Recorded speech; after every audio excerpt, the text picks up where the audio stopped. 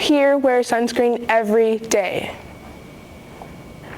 I doubt you guys did anyways, but for the few who do wear sunscreen daily, you are setting yourselves up for a healthy and youthful future. According to the many surveys, only 11 to 13.5% of Americans wear sunscreen daily. Let's look at this chart. You notice how more women wear sunscreen compared to men. Amongst all ages in total, only 30% of women wear sunscreen daily, while only 13% of men do. And guess what? More than 60% of African Americans don't wear sunscreen.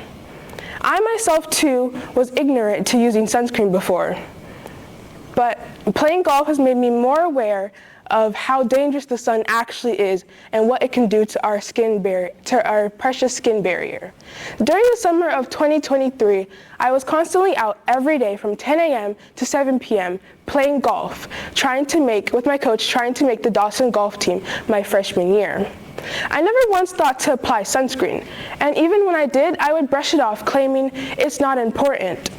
Little did I know, my careless choices would eventually build up and backfire. During the middle of July while out golfing, I noticed a burning and tingling sensation on my back. This was the first time something like that had ever happened to me. So I brushed it off and ignored it, just like 1/3 of Americans do in the US as well. Later in the month, my family and I went to Surfside Beach. And of course, you can guess, no sunscreen was applied whatsoever. As I swam around in the water, I once again noticed the stinging and burning sensation. Instead of just occurring on my back, I noticed the feelings on my thighs as well. It was such an intense amount of pain, it caused me to get out of the water, and as I sat on the shore, I decided to find out what was wrong with me. And guess what? I was sunburned. This was a first for me. Based on social media apps like TikTok, and myths from social media apps like TikTok, I always had it engraved in my head that people of color with melatonin never got sunburn. However, this is very untrue. Instead, people of color are less likely to get sunburn, but not completely invincible to it. According to UVA Health, sun damage and sunburn happen no matter the color of your skin. Cells that make melatonin work differently in various skin types are called melanocytes. In pigmented skin, melanocyte cells make more melanin and in bigger clumps. This causes the melanin to absorb the sun's rays, and as they penetrate, they damage the cell's DNA. However, with light-colored skin, melanocytes produce fewer clumps and smaller, which cause them to absorb the pigment. This makes it easier for sunlight to get through and damage the cell's DNA. Damage to the cell's DNA is a sign of a sunburn. It's like if you spilled a black liquid on a black couch versus a white couch. The spill is still there for both couches, but it's not as noticeable on the black couch compared to the white couch. I was lucky enough to get away with a minor burn, but many are not as lucky and can contract sun poisoning and, if extreme, skin cancer.